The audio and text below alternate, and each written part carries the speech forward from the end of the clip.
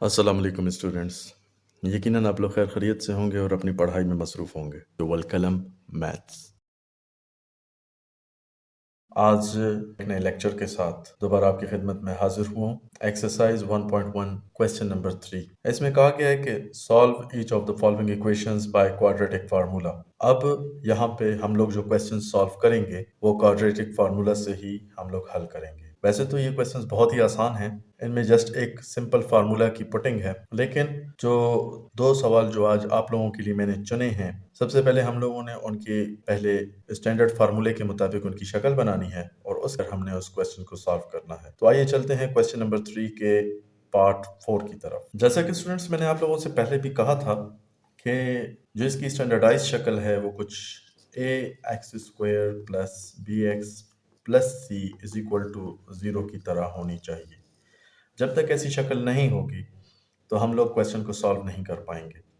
तो आइए सबसे पहले हम लोग इसकी शक्ल कुछ यूं इस तरीके से बनाते हैं। 3x x minus 2 plus 1 is equal to 0। 3x को अंदर पहले मल्टीप्लाई करेंगे।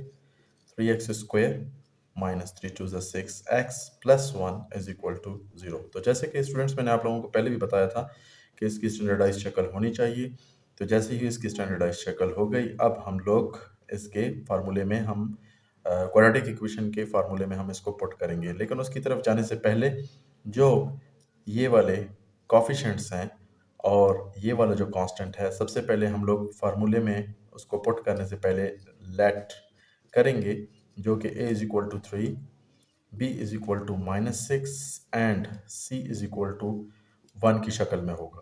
ठीक है, फार्मूला है x is equal to minus B plus minus B square minus 4ac divided by 2a। तो हम लोग इसमें वैल्यूज पुट कर देंगे। x is equal to minus minus 6, b की वैल्यू हमारे पास क्या है -6, plus minus B square minus 6 square minus 4, a की वैल्यू है 3 और c की वैल्यू है 1 डिवाइडेड बाय 2a। ठीक है, तो अगले स्टेप में हम लोग इसको फर्दर सिंप्लीफाई करेंगे। 6 प्लस माइनस अंडर रूट 6 का स्क्वायर 36 माइनस 12 डिवाइडेड बाय 6। इस क्वेश्चन के अंदर बहुत ज़्यादा कैलकुलेशंस हैं, सो मैं क्वेश्चन को शॉर्ट करने की कोशिश करूंगा। तो x is equal to 6 plus minus 24 divided by 6। अब 24 के लिए हम लोग क्या करेंगे कि 6 प्लस माइनस इसको हम लोग लिख सकते हैं 2 into 2 into 2 into 3 divided by 6 is equal to 6 plus minus 2 square into ये 2 स्क्वायर हो गया और ये 2 3 ज़र 6 हो गया। ठीक है, क्योंकि ये स्क्वायर रूट से निकल नहीं सकता, तो इस वजह से हम लोग इसको यूं लिख लेंगे। ठीक है, अब हम लोग क्या करेंगे, 6 प्लस माइनस 2 का square square root and 6 square root divided by 6 is equal to 6 plus minus 2 square square root के साथ कट जाएगा, multiply by under root 6 divided by 6। तो जी स्टूडेंट्स, मैंने बोर्ड को दोबारा से साफ कर दिया और इसी को ही अब यहाँ पे लेकर आऊँगा। तो हमारे पास देखा जाए तो 2 हमारे पास कॉमन है, तो हम लोग क्या कर लेंगे कि 2 को कॉमन लेकर बाहर कर लेंगे। 2 माज़रत चाहता हूँ, 2 3 ज़र 6 plus minus under root 6 divided by 6। तो 2 1 ज़र 2, 2 3 ज़र 6, तो यानी कि 3 plus minus under root 6 divided by 3।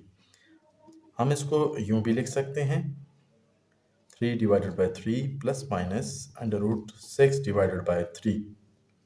ये आपस में कट जाएंगे, तो हमारे पास रह जाएगा 1 plus minus under root 6 divided by 3 और ये होगा हमारा आंसर। और पार्ट नंबर 6 जो है, मुझे थोड़ा सा इसको स्टार्टिंग से देखकर ये महसूस हुआ कि स्टूडेंट्स जब डिवीज़न को देखेंगे तो इनको डेफ़िनेटली ये क्वेश्चन मुश्किल लगेगा।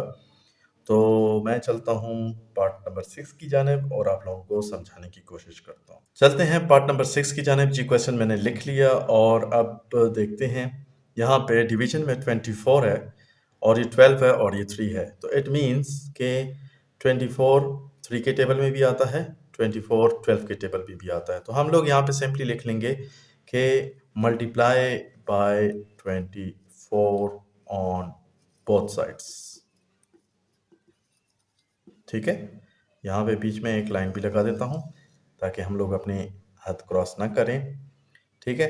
तो 24 को मल्टीप्लाई करते हैं एक्स स्क्वायर बाय 3 के साथ, 24 को मल्टीप्लाई करते हैं एक्स बाय 12 के साथ और 24 को मल्टीप्लाई करते हैं 1/24 के साथ। तो 24 यहाँ से कट जाएगा, 12 1 ज़ा 12, 12 2 ज़ा 24 और यहाँ पर क्या हो जाएगा कि 3 8 ज़ा 24। ठीक है? तो हमारे पास पीछे इक्वेशन क्या बनी? 8x square minus 2x is equal to 1। ठीक है? तो हम लोग S1 को यहाँ पे ले आते हैं, 2x minus 1 is equal to 0। ठीक है? अब वही let a is equal to 8, b is equal to -2 and c is equal to -1। तो फार्मूले में हम लोग इसको डायरेक्टली पुट कर लेते हैं।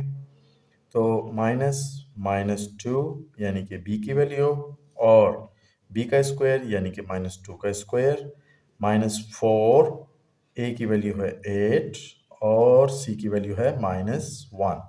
तो डिवाइडेड बाय 2 इंटू 8 2a। ठीक है? x is equal to 2 plus minus